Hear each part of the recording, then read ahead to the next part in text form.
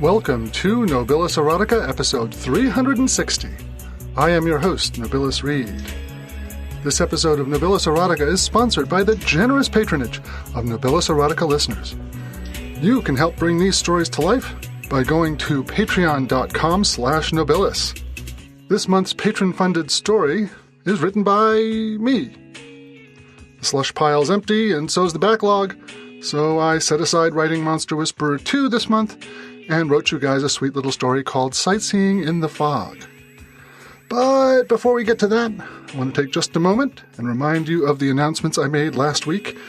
Monster Whisperer is being released in ebook on December 8th, and I'm having a live release event at Comfort Zone in College Park, Maryland on December 11th, featuring live reading, music by the Misbehavin' Maidens, and a prize drawing. And next, in the spirit of the season, given that it is Thanksgiving here in America, I'd like to take a moment and send out some special thank yous to Patreon patrons who have made such a difference this year. First of all, to all my $5 patrons, Jill, Jan Sale, Dan Like, and Kenneth. You guys are the cornerstone of the podcast.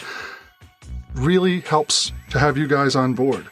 I'd also like to thank some of the longtime donors at lower levels who have made just as much of an impact this year just because they've been with me from the beginning. Sarah Testarosa, Roman, KT, you guys are terrific.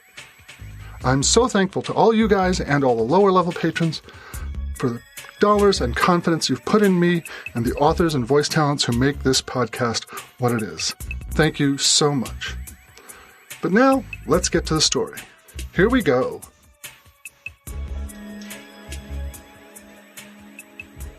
Sightseeing in the Fog, A Tale of Love and Engineering, by Nobilis Reed. It starts in the distance, so I don't notice until I come up out of the subway station. The effect is so well done that at first I believed that the fog is a natural phenomenon. But Karpala warned me that she was accessing the software in my implants today, so my suspicions rise quickly. The fog is really well done. Not only does it obscure the details of distant objects, but it drains them of most colors except dusky shades of blue. There are even wispy bits of denser fog drifting about. The program must be updating the local map of my surroundings in real time in order to get it right because I can't see a single flaw. As I walk, the fog thickens, restricting the distance I can see. Between the subway station and the apartment building, visibility goes from a few blocks down to 10 meters or so. In the lobby, it's more like 5.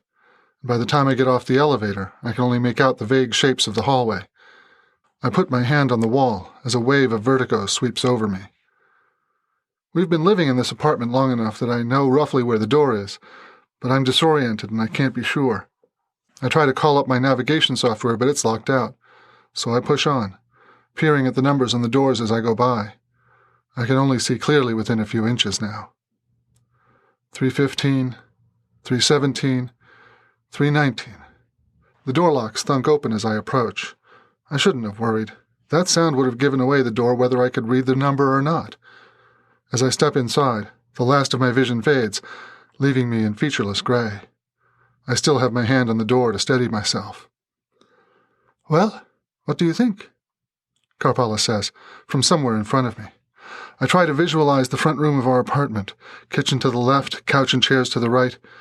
I can hear the faint whine the screen projector makes when it's overtaxed, so Karpala's probably been working. Very realistic, I say. I can't help blinking, as if my brain thinks that the problem was something on the surface of my eye. The effect is a little uncomfortable. "Then let me make you more comfortable," she says, and she takes my hand in hers and puts the other gently on my elbow. I let her guide me off to the right, shuffling as I walk to keep from tripping over anything, my other hand out to feel for obstacles. "Don't worry, I'm not going to run you into anything." Then she stops, guides me a step backwards, says, "Sit." I lower myself, finding the smooth upholstery of our big couch under my hand. The cushion shifts a bit as Karpala sits down next to me. There is a brush against my lips, a movement of air, and then I taste her lips, a hint of spice that could be perfume or just as easily from her afternoon tea. I lean closer, trying to catch her for a longer kiss, but she is gone in a moment, rising from the chair, slipping out of my grasp. I reach out for her, but she gently takes my wrists in her hands and sets them down on either side of me. "Relax," she says, and I try to do as she says, but there's a fluttering in my chest I can't suppress. There's no blindfold for me to pull off here. I'm not helpless exactly. I could break the locks Karpala put on my implants, but unless I decide to do that and end the game, I'm at a significant disadvantage. And that's got me pretty keyed up. Somehow I manage to keep my hands at my sides. There's a rustle of fabric and the sound of zips and snaps. None of my own clothing is coming loose, so I imagine it's Karpala's. Then she takes my hand, pulls it forward, outstretched. "Here," she says, and there's skin under my fingertips, smooth, warm, with a slight fuzz of hair that I can only feel with the lightest possible touch. I stretched out a bit, bringing my whole hand into contact, trying to identify which part of her I'm touching. Arm, thigh, hip. I move down, find an elbow. Her arm, then. Up, a shoulder, neck. Her breath wafts over my face, carrying a scent of mint. Mint? She disappears from under my hand again. "Karpala?" I ask. "Yes." "Why do you smell like mint?" She snickers and takes my hand again, leaving my question unanswered. Again there is skin underneath my fingers. A collarbone, throat, and then down to what can only be cleavage. Significant cleavage. Far more significant than Karpala ever sported, even with the most radical push-up bra. I raise my other hand, and once again, I touch only air. "Did you bring another woman in here?" I sit forward, reaching out, trying to catch whoever might be in front of me. Another snicker. A hand takes my left wrist and puts it back on the cushion, and I can't be certain the hand is Karpala's. We had talked briefly about involving other people in our sex life, but we had never gotten anywhere near plans, or even that it would be something we wanted to do, just that it might be interesting. Had she taken that conversation, the one I thought both of us had forgotten about, and turned it into this? "Karpala." I start to speak, but she shushes me. She takes my right hand, lifts it high, and I feel hair. Fine hair, long and straight, not curly like Karpala's, and now I'm certain that someone else is here. The hair is foreign, strange under my hand, and that trembling feeling in my chest grows. Do I know this person? I move my hand, trying to find a face or ear or something that can give me a clue who this is, but again she moves away, leaving me with just a ghost of a sensation. She puts my hand back on the couch and pats it as if to say, "Now stay." My eyes are wide, searching, hoping that some image may filter through the gray fog that envelops me, but of course there's nothing. Karpala would have made certain of that. Fingers undo my pants, and my breath comes quicker. It's all I can do to keep my hands where they've been placed. This experience feels fragile, like a dream, and if I act too rashly, I may shatter it. Karpala, or not Karpala, I can't tell, pulls up on my hips, and I push up so she can pull down my trousers. My cock stands, caressed first by the air, and then by unidentifiable hands as I settle back down on the couch. My butt is on the edge of the cushion, and I feel the warmth of a body between my thighs when she pushes my knees apart. One hand cups my balls as the other strokes my shaft, quickly bringing my already erect cock to pulsing, throbbing rigidity, while I go through my mental catalogue of Karpala's friends. Sue? She'd be game, but she's almost completely flat-chested. Marja is the right shape and has the right hair, but she's very monogamous. And Lilith is gay. But maybe? No, Lilith has a prosthetic arm. Nobody fits. A wet, soft shape touches the underside of my cock, a tongue. I can tell by the warm breath that comes with it. Long, slow strokes start just above my balls and ride wetly all the way up to the tip. I can't help letting out a moan. "Please." Karpala giggles. I know that sound, know it well, having heard it responding to everything from corny jokes to surprise tickles to the first touch of my tongue on her clit. Did this sound come from between my legs? Maybe. It's close and in front of me. I know that much. So maybe that tongue is Karpala's, and they're tag-teaming me. Or not. This slow treatment has never been her style. She always wants it fast and hard, whether she's giving oral sex or fucking or anything. She even loves big bear hugs. So maybe it's Lilith? No, that doesn't seem right either. Maybe Karpala hired someone? That would make sense, I suppose, but it's hard to imagine. Until a hand slides a condom down over my cock. It's one of the new nano-weave kind. I can tell by the way it wraps itself around me perfectly, all the way down to the base. Now I know it can't be Karpala. She always resisted buying one, saying it was too expensive. We were both clean, and her using an IUD, we didn't need another method of birth control. A mouth takes the head of my cock, while two hands grasp the shaft firmly. This is entirely unlike Karpala's technique, which is much more energetic. The hands twist and massage while the lips suck, popping my cockhead into her mouth. The sensations are completely different, and for a minute all thought of who it might be are driven from my head. It feels so incredibly good, and the thought that it might be someone I know, or even someone I don't, heightens the experience tenfold. "Karpala?" I manage to breathe out between moans of pleasure. There's no answer. "Kar, I gotta say, this is amazing." The mouth slips away and hands push my knees together. Warm skin touches the outsides of my thighs, where they stick out from the couch, and a hand takes mine again. I feel smooth skin, including a depression I quickly recognize as a navel, and down, slowly, over more smooth skin. If this were Karpala's body, there would be thick pubic hair, a dense curly patch that starts just below her belly button. But this is smooth skin, not even stubble. And then a slit. Her legs are spread, drawing her outer lips apart, inviting me to explore.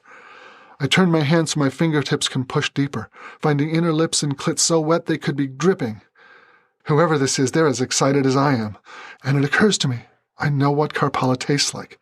Before she can stop me, I pull my fingers to my lips, tasting and smelling. And I know this isn't her. The scent is different, not better or worse or sweeter or muskier, but different in a way that I can't describe, and it's definitely not Karpala. Weight hits the couch next to one thigh, then the other. There's some shifting and adjusting, and then there are fingers on my cock, and I am inside her. She rises and falls slowly, achingly slowly, high enough that I almost slip out, and then deep enough that I can feel her engorged clit against my pubic bone. Her muscles clench on each upstroke, as if to pull me inside her, and release just long enough to plunge downward again. She's got incredible control. Tentatively, I move my hands up to her thighs, caressing, hoping that this isn't a transgression. I want to touch her everywhere, not just to get an idea of who it is that's fucking me like I've never been fucked, but to please her as well as I'm being pleased. She doesn't stop me. From the tense muscles in her thighs, I touch her hips, her ribs, up to the full globes of her breasts. I've always told Karpala that I love her body just as it is, but these are magnificent, round and soft and heavy in my hands. She puts her hands over mine, squeezing them into her tits, still fucking me with that maddeningly slow rhythm. A breath of mint passes over my face and the pace quickens. She's aroused too. I can feel it in the rhythm of her breath and the trembling of her hands on mine. Faster she moves, and I buck my hips up into her in response, driving toward an orgasm that has been building for a long, long time. The couch creaks and thumps under us, skin slaps against skin, and the scent of mint in my nose. And then she moans, loud and long, and her pussy clenches around mine, and it's Karpala's voice. I come, too, and as my body releases, the fog clears, and I can see. The woman shuddering on my lap is definitely Karpala. She has Karpala's face and voice. "Did you like that?" she says, smile hopeful as she looks into my eyes. "I think you know I did." She leans forward, taking my face in her hands and kisses me. "Thank you. I get the wig and the breath mints and shaving your pubic hair, but what is this?" I give the anomalous tits a squeeze. Somehow, they seem even bigger now that I can see. Immense and kind of weird and also wonderful. "They're what inspired this whole thing," she says. "Prosthetic. They use the same kind of nerve interface as your eyes. The nipples respond to my arousal, and I can feel when you touch them." "Must have been expensive." "Worth it," she replies. "You're not worried that I'm going to like this version of you better than the real you?" "And do I love you any less because you've got biomechanical eyes? I choose what's me and what's not me. Every identity is mask." I squeeze her tits again. "And this feels right to you?" "Yes, for tonight. But don't go thinking I'm going to wear these things around all the time, just for you. The damn things are heavy, and I'd have to get a whole new wardrobe." And there you have it. Did you like this story? Tell me what you think by calling the voicemail line, sending me an email, or finding me on Twitter. All those ways to contact me can be found on the podcast website at nobilis.libsyn.com. Patrons who support the Nobilis Erotica podcast get a monthly episode of my fantasy breast expansion serial, Bra of Holding. And you can get that in the same feed reader that you listen to this podcast in.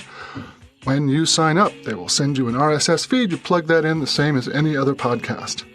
Remember to check the show notes at nobilis.libsyn.com for links related to the release of Monster Whisperer and the release event at Comfort Zone in College Park, Maryland. You have been listening to the Nobilis Erotica podcast. Theme music is composed and performed by Mass Relay. This podcast is released under a Creative Commons Attribution, Non-Commercial, No Derivatives license. Until next time, listen hard.